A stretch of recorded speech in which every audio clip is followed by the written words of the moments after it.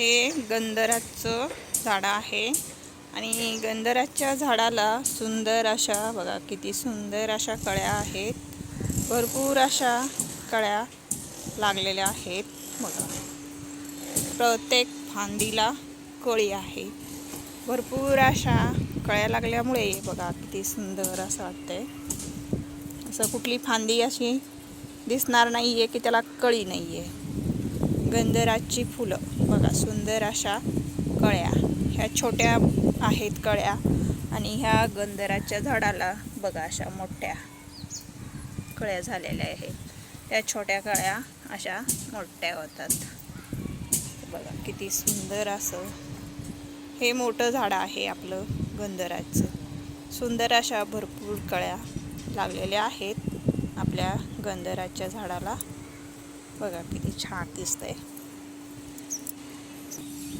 तर हे गंधराचं झाड आपण खुरपून घेऊया.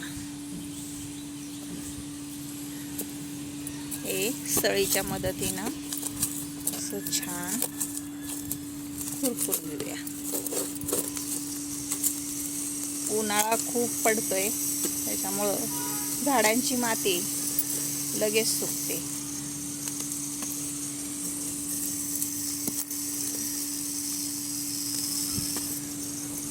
असं छान आता हे खुरपून घेतलेलं आहे. हे गंधराचं झाड आहे आणि इथं बघा जास्वंदाचं पांढऱ्या कलरचं हे छोटंसंच झाड होतं. किती सुंदर मोठं वाढलेलं आहे. त्याला पण आपण खुरपून घेतलेलं आहे. किती छान वाटतंय. सुंदर असं खुरपून घेतलेलं आहे. आणि मोगऱ्याची झाडं बघा किती सुंदर फुटले आहेत आणि बघा कळ्या किती सुंदर आलेल्या आहेत मोगऱ्याच्या झाडाला. आणि इथं धोत्र्याचं झाड आहे. लिंबूच्या झाडामध्ये धोत्र्याचं झाड उगवलं आहे आणि त्याला धोत्र्याचं फुल बघा किती सुंदर आले आहे.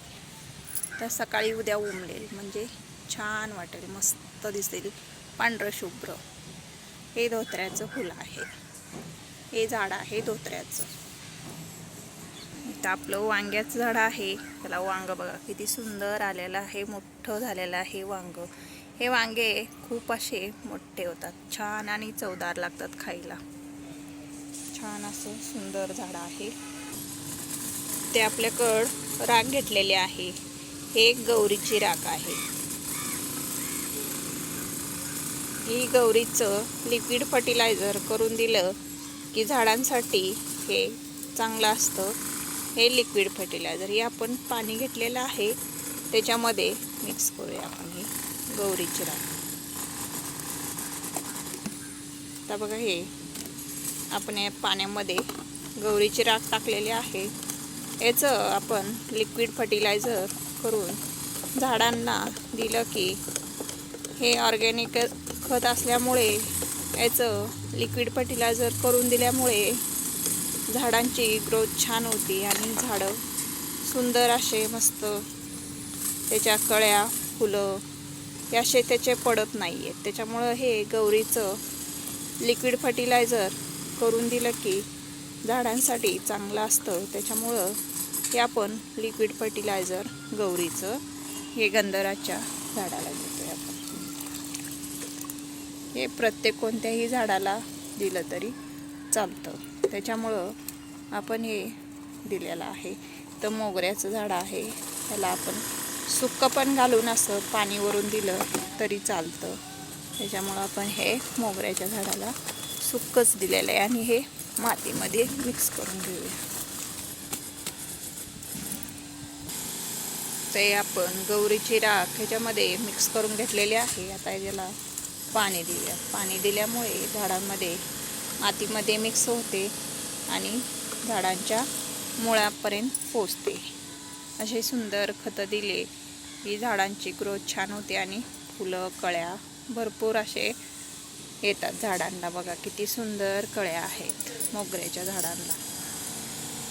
बघा हे मोगऱ्याचं झाड किती सुंदर असं फुटलेलं आहे आणि इथं छोटंसंच मोगऱ्याचं झाड आहे. बघा त्याला किती कळ्या आहेत, भरपूर अशा कळ्या आलेल्या आहेत आपल्या मोगऱ्याच्या झाडाला. भरपूर कळ्या आहेत बघा. उन्हाळ्यामध्ये सदाफुली छान अशी फुलते बघा. किती सुंदर फुलं आलेले आहेत सदाफुलीची.